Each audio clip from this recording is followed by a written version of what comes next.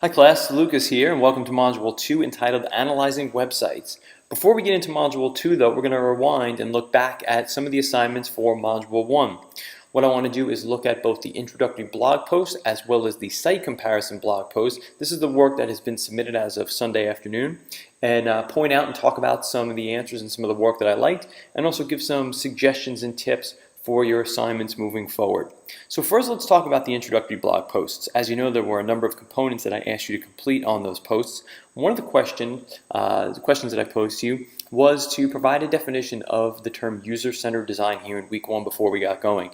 A lot of good answers in that blog, but there were a few that I just wanted to pull out and talk about. So first up here in the upper left, Sheridan Marfel writes, "It's looking at a whole experience and translating that into a product or service.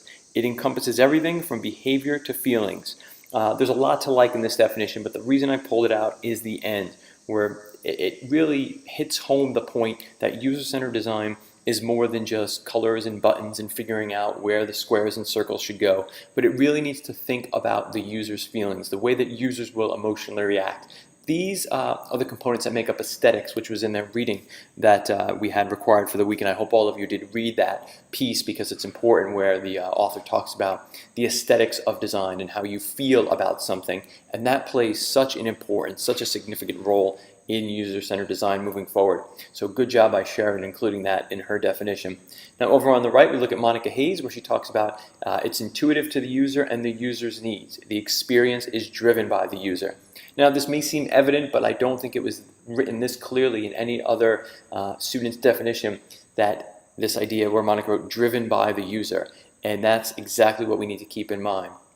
Through data, through research, through focus groups, we want to let the user, whomever the user of a product is, however we define, target audience, target user, that they decide, they drive the experience. Because if it's the other way around, we're certain to alienate a certain segment of our audience and our users. If it's the content owners deciding how things are going to work, I'll use the collective we here. We know a lot, but we don't know everything. Most importantly, we don't know everything about every user. So key point here where Monica wrote, driven by the user, and just keep that in mind. It's the old saying, right? The customer is always right.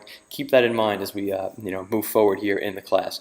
And Rebecca here at the bottom talks about user-centered design reflects the anticipated needs and wants of the consumer as they navigate a website while in search of a product and or service. Now the reason I pulled this out is the term reflects the anticipated needs and wants, because that's exactly it. We want to be able to anticipate what we believe the user is going to want. This isn't guesswork. As I said when talking about Monica's definition, we really want to base our decisions on data, on focus groups, on user feedback. This idea where we should be able to understand more or less what users are looking for and not just take guesses and shots in the dark, if you will. In the day and age here of big data and analytics and instant analytics from Google Analytics and everything, we should be able to be looking at those numbers, looking at that data coming back to us, and making informed decisions on how we think users are going to interact with pieces of our design. And again, we should not just be guessing on this. So 3 really good definitions that I wanted to talk about for the intro blog post, but again, there was a lot of other great information in there.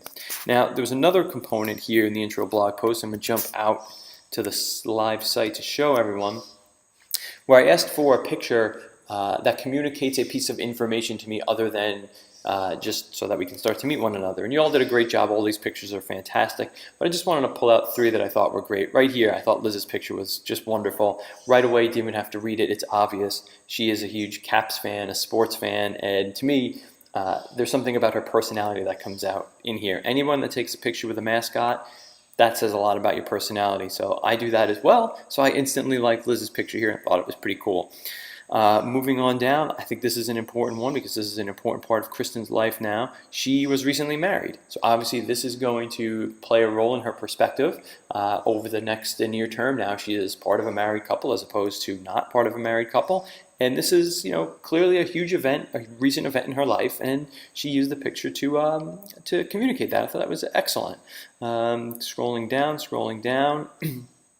I'm not a Yankee fan, but I'm still okay with this picture. Victoria wanted us to know, I think we all gather this from the photo, that she is a huge Yankees fan. Again, if you're taking photos with mascots or statues of, I think this might be Derek Jeter or Alex Rodriguez or some artist's combination of the two of them. I'm not entirely sure. But again, this shows to me a fun personality, so I like that photo. And the last one I wanted to point out, and this of course is partial because I am from New Jersey, is from Sheridan's, her and her sister posing under the New Jersey area of a monument. Yeah, as I say in the comments back to her, I'm a New Jersey fan, so she immediately earns points with me as far as posing in a Jersey Strong type of a pose.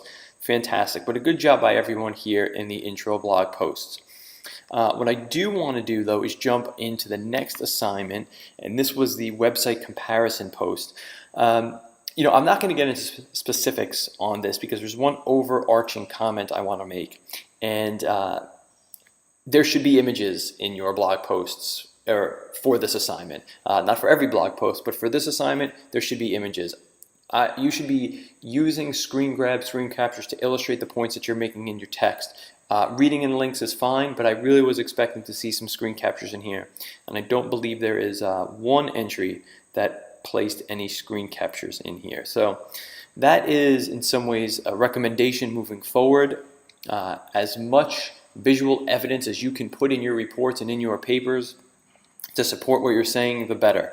I have said this, I think, and I know that I said this in the syllabus. I will talk about it in the remaining videos for this week. Presentation counts. Presentation in your assignments is just as important as the content and the writing and the other components that make it up. This is a class on user-centered design. In many ways, think of me as the user. Make it as easy for me to understand what you're thinking as possible, and oftentimes illustrations will do that. So you're going to get sick of me telling you and reminding you over the semester that presentation counts. So I thought I would try to use a funny little clip here from a TV show that may stick in your mind. I'm a big Seinfeld fan, so this is, I just think of this whenever I get sick of myself reminding students presentation counts. This is a clip when Kramer decided he was going to coach one of the Miss America contestants, and he was trying to explain to her that there are swimsuit competitions and talent shows, but the other thing you have to keep in mind is poise, because you can have all of those other superficial aspects, but if you don't have poise, you're in trouble. So I'm going to play this 15-second clip, and hopefully you will keep Kramer in mind, reminding Miss Rhode Island that poise counts, and it will trigger something, and you will hear me reminding you that presentation counts. So without further ado, let me turn it over to Kramer. Kramer, are these questions really that important? Yes, they're important. If you stumble, if you hesitate, you can kiss the crown goodbye.